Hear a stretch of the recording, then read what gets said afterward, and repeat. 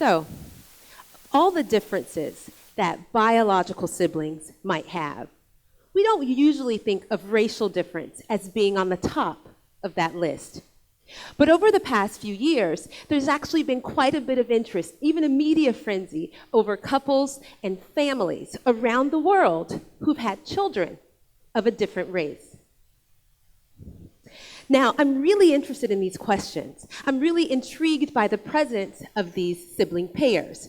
In many cases, as I mentioned, they're biological twins of a quote-unquote different race.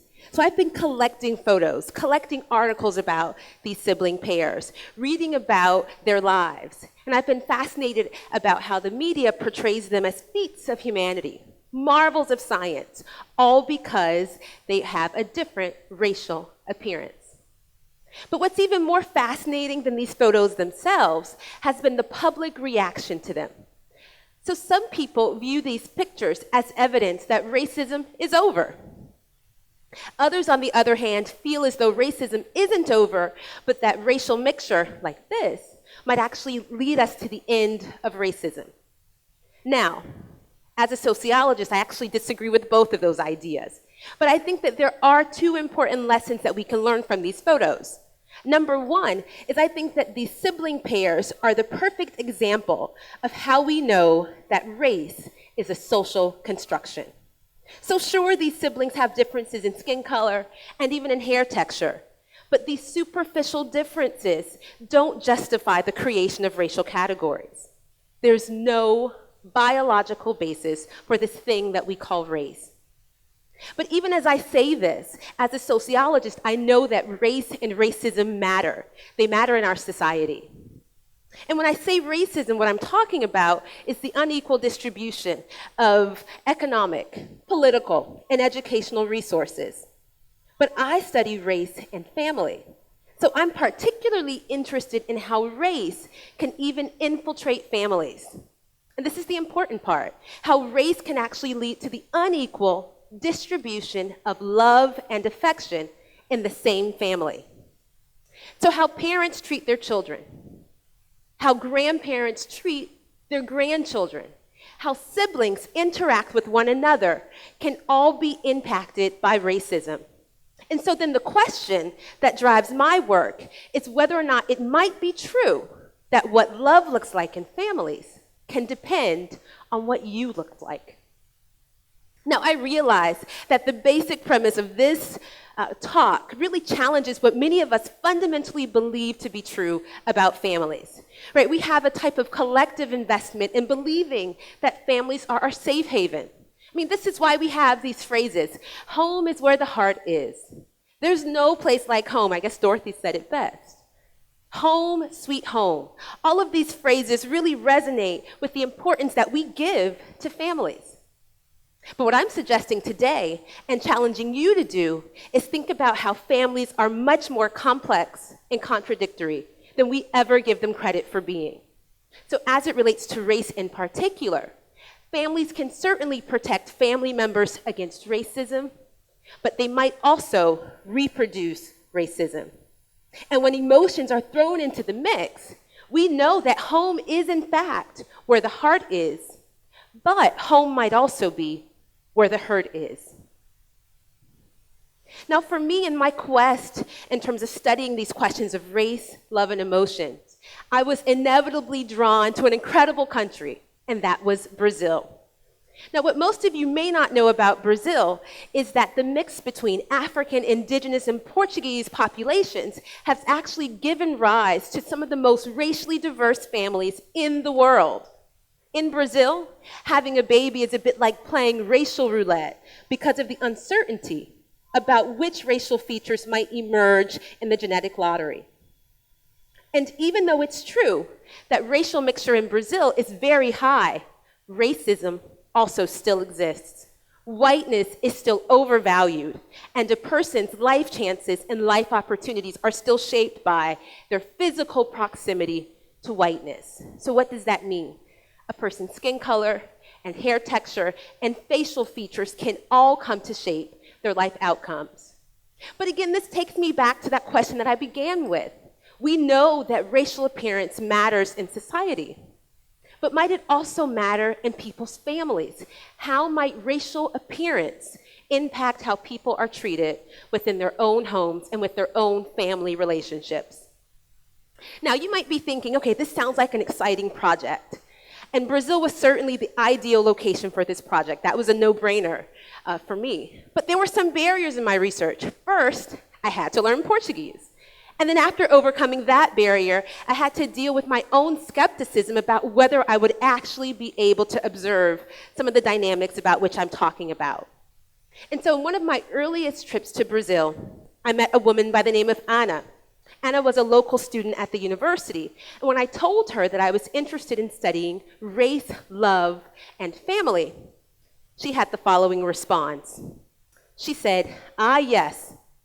In a family, people are happy to have children. They have the dark one first. But when the white one comes, everything changes. The white one is treated well, and the dark one is forgotten. The black one is punished because it is said to have a cara de escravo, the face of a slave." Now you can imagine that this was a pretty powerful statement to be made.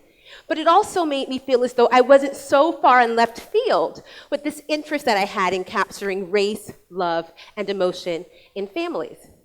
And sure enough, in my book, The Color of Love, I spend over 16 months working with families, interviewing over 100 people in 10 core families in Brazil in order to study these very dynamics, in order to study how race, love, and family function together.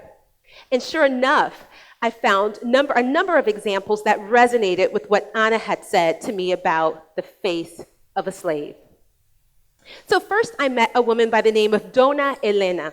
And so Dona Elena, in our interview, reveals to me that when she delivered a dark-skinned baby and her husband saw the baby for the first time, his reply was, "Ugh, where did you get that black baby? Leva ela de volta. Take her back." Katina had a similar story. She told me about when she delivered her oldest son, her partner and his mother came to visit. They took one look at the baby's black ears and decided that her partner would not recognize his child. Their assumption was that this child would eventually grow up to be dark-skinned. And so for that reason, they figured it was not possible for the son to have fathered a dark-skinned child. And then there's the third example of a 9-year-old girl named Hagane. She's by far my most favorite interviewee during my time in Brazil. She was brilliant, she was boisterous, she was effervescent. She had this type of honest sincerity, this type of vulnerability that many of us tend to lose as we get older. So coincidentally, during the time that I'm interviewing Hagane and her family, her mother actually gives birth to a baby girl. And this baby girl is unanimously viewed as perfect, white skin and straight hair. So I asked Hagane, what does it feel like to be a big sister? What is this like? And her response to me was the following. She said, "Eu tenho medo de perder o carinho dos meus pais. I'm afraid of losing the love of my parents." And so I asked Hagane, why do you feel this way? Why do you think this might happen? And she looks back at me and she says, "Because of the baby. You saw her, didn't you? She was born clean with straight hair. I'm afraid they will love her more. Her hair won't give them as much trouble. Everyone is saying it. She'll have everything and I'll have nothing." And Hagane covers her face with her hands and she begins to sob. Now, what's so devastating about this interview with Hagane is that she's only 9 years old, yet even at this age, she understands how racial features can impact the way that her family interacts with her, the level of love and affection that she might receive in the family. So over the course of weeks and months that I'm in this family, I observe Hagane, and she shows herself to be resentful of the baby. She's constantly, almost obsessively, observing the baby, waiting to see changes in the baby's skin color, waiting for the baby to become darker, waiting for the baby's hair to become a little bit curlier. But something else happens. I also see Hagane holding the baby closely, rocking her tightly, and taking on the role as a big sister. And so what this suggested to me was that honest portrayal of families was a partial one, that there were numbers of ways that families could actually both reproduce and resist racism. Dona Elena, who I mentioned before, had a daughter who was dark-skinned, but she viewed her dark skin as being evidence that her daughter possessed true Black beauty. Other families developed alternative anti-racist personas.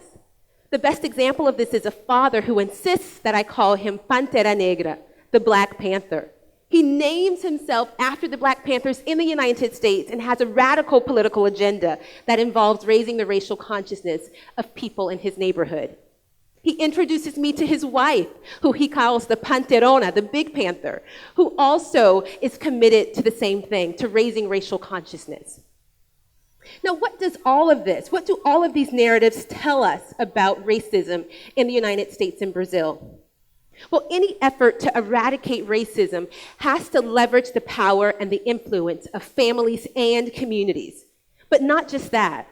It must also promote concrete public policies, concrete legislative actions that lead to structural changes in our society.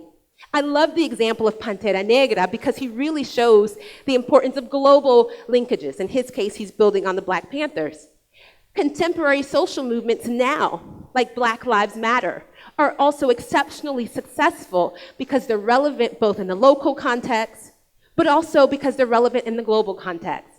And the best part about their message, it's that it's relevant for white folks, but it's also relevant for people of color who may have internalized anti-Black racism.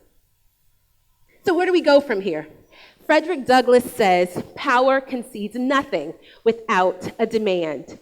And so I encourage each of you to use your families and communities to work together to articulate demands that can move us towards forging a better future, an anti-racist society that leads to the eradication of racism in the United States, Brazil, and the rest of the world.